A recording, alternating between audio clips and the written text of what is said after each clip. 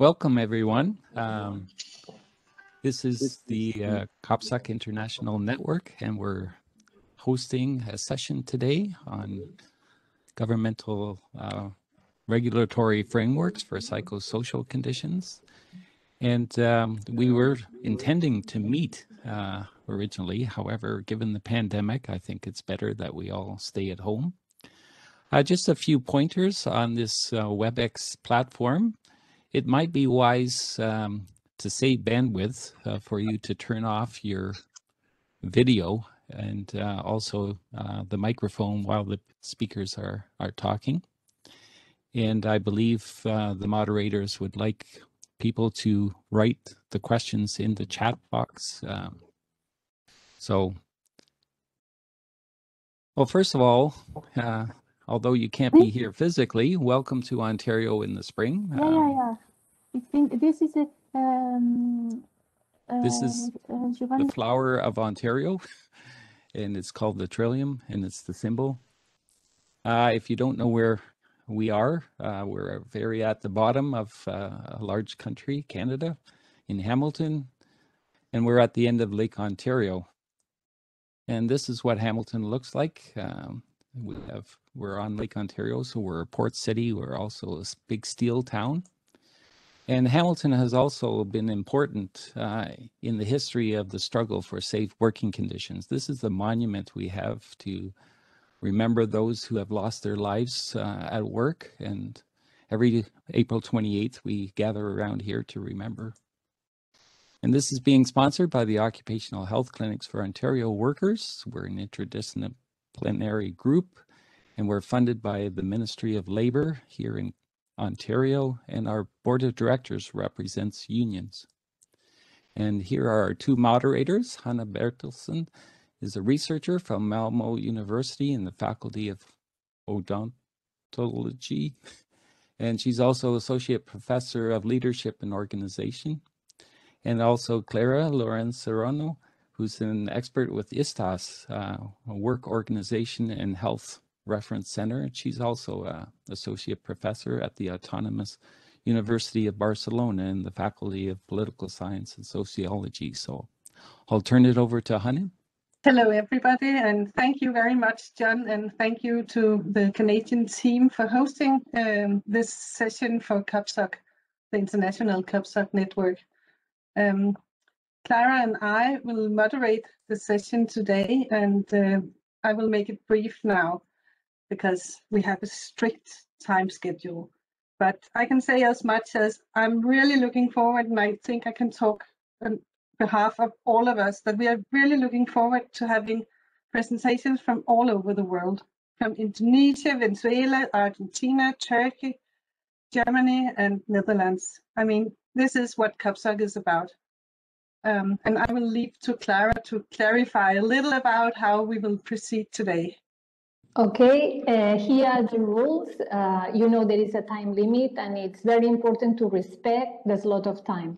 Presenters have 10 minutes for the presentation. We will let them know when they have 2 minutes left, just saying it. And then we will interrupt them if they go over time. After each presentation, we will take questions and comments for 5 minutes. Please, you pose the audience the questions in the chat, and we will give you the floor after the presentation. Or if we don't have time at the end, we have 30 minutes more to talk about all the interesting ideas you will listen. So we keep it at the end of the session. Okay. So I give you the floor for the first presenter. Yes, welcome very much to Hendrik Ginsing from Indonesia, who will talk a little about how the situation is in Indonesia and have some very interesting aspects also to occupational health. Welcome, the floor is yours.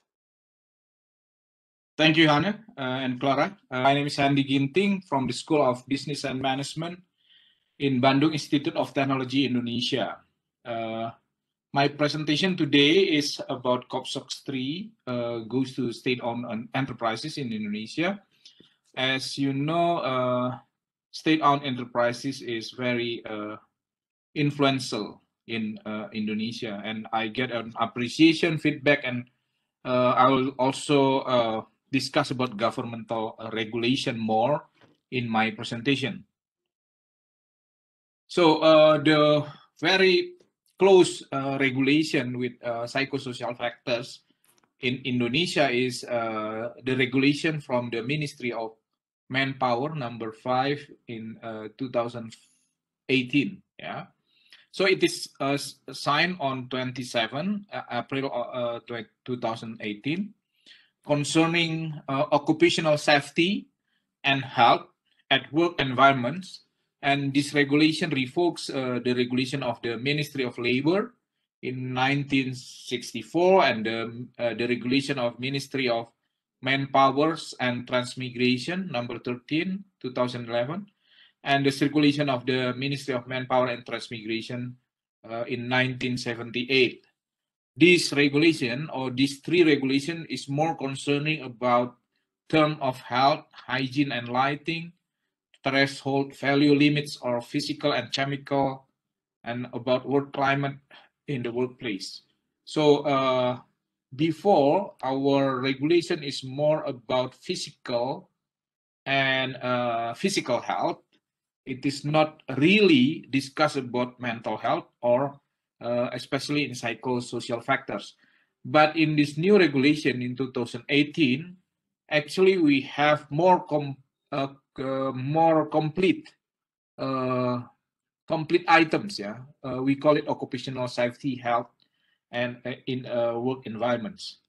So this regulation actually cover many things. Yeah, it is include ergonomics factors and specifically claim about psychological factors. It is also, as usual, more physical, like cold working climate standard, guarantee and protect the safety and health of worker, industrial hygiene expert testing method, application of workplace hygiene and sanitation, occupational safety and health inspection and testing, and the report of that inspection and testing should be reported to the and distributed in the company. And if the company failed to meet the OSH requirements, they will have stickers about that. So in this regulation, there is a special chapter talking about psychological factors, and these chapters also discuss or make a regulation about role clarity, role conflict, quantitative work demands, qualitative work demands, career development, responsibility to others. All of these 6 dimensions or 6 factors actually covered in COPSOC. But this one is very minimum. This standard for psychological factors actually attached in this regulation with 30 item questionnaire using 7 scale to measure those 6 factors that already regulate in this regulation. Yeah. So this is the example of the questionnaire. Yeah. So the employee was asked to fill in the questionnaire how stressed they are according to the item here. For example, number 1, my task, aim, and my job is unclear. So if this make you stressed, then you will choose numbers 5, 6, or 7. But if you think that your job or your task is clear and you are not stressed on it, then you choose 1, 2, or 3. So these 30 items actually measure those 6 factors, and if your scores less than 9 or the same and less than 9, then your stress level is very low. Yeah, and if you have score 10 to 24, then your stress level is moderate, and more than 24 is very severe.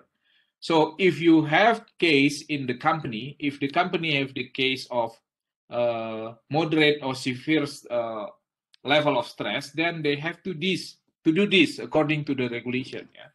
So they have to do rearrangement of selection of placement and training, and conduct refreshment program or provide counseling program, and also organizational communication with the employee. They have to involve also employee in company decision making, or redesign organizational structures or working system, rearrange their reward system, or conduct other related programs according to the problem they get in the questionnaire. As we can see in this questionnaire, it is very limited. I think COPSOC is more complete, yeah, more comprehensive.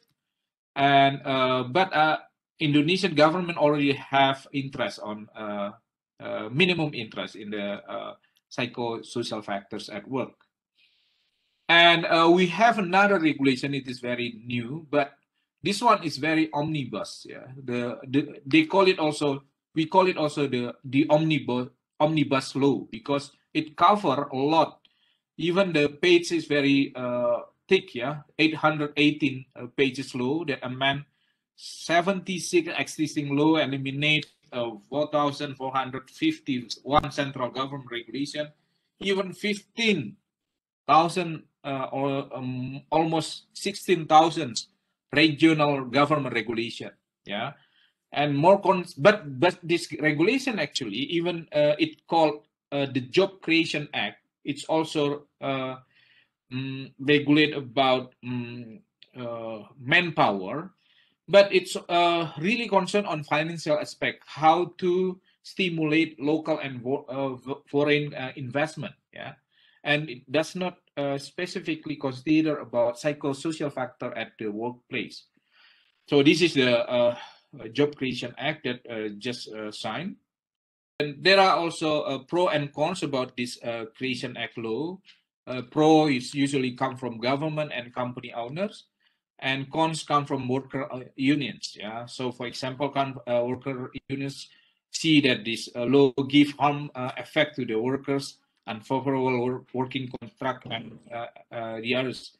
But government and companies said that this will increase the worker welfare and beneficial, especially for the state-owned enterprises. So what we should do, what we do in Indonesia, especially to socialize this psychosocial condition through COPSOC, we arrange seminar or workshop, collaborating with the Indonesian worker unions and conducting more research. I have a lot of MBA students using COPSOC to do their research in their company, because most of the MBA students have their own job already. And I start to write a book. Yeah, so we should do many books to socialize psychosocial factor at work in Indonesia. So this is the book, and I have several comments. Yeah, so we can use the reference for a researcher and business practitioner. And the comment from researchers, it will improve working condition in Indonesia. This is comment from practitioner, comprehensive measure employee satisfaction, and we have also comment from governments. And we have a kind of request from government. It should also measure radicalism, because in Indonesia we have this very issue. Yeah, and we should do indirect measures like level of support for the youth, behavior and relationship network. And I propose this dimension in COPSOC can indirectly measure radicalism in COPSOC. So thank you very much. Thank you very much, Hendy. It was interesting to hear about your context, and also hear about how you have these regulations about when to interact with organizations. I can see a lot of clapping hands in the audience. And in the chat, do we have any questions in the chat? I don't think so. Anybody who have a question or a comment to Hendy, then you are most welcome to pose it now. And there will also be an opportunity a little later on after all the presentations. But I We think have this two one, questions now, 3. but I can't see them. I have a question. One question here, the response options to the COPSOC questions, are they on if you are stressed? It is from Yusil Demirel. So are the questions on stress on the COPSOC questions? So is there any, okay, so the question from Herman Boer, yeah, Hannah? So the response option to the COPSOC question, are they on if you are stressed? Did you, do you ask about Indonesian COPSOC or? I our ask COPSOC? about the Indonesian COPSOC. Because usually in the English version, the response options are if you are to a large amount, or if you are to very often exposed, or to a small amount, or very seldom exposed. But in your presentation, you talked about being stressed. Oh yeah. So that questionnaire actually attached to the regulation. It is not COPSOC questionnaire. So I use COPSOC questionnaire really comply with the protocol or guidelines that we already have in our network website. Okay, I think we have opportunity for talking a little more about it. There's also a question about if there's a way to monitor changes in organizations and if you have cut-off points. Okay, in Indonesia, we already have around 3,000 data, but we don't have cut-off point yet. We are just still doing like adaptation and also validation, as well as giving a kind of consultation to the company. Yeah. So that's my answer for Yusel. And Juan Manuel Perez, is there a way to monitor change in organization? I'm not sure in Indonesia, because we are very interested on physical but not mental problem yet, or psychosocial problem yet. So I cannot answer these questions actually. So I think that's all, Hannah. Yeah, thank you very much. And I think it was really nice to hear about how it is in Indonesian. It was a nice presentation and some good questions. So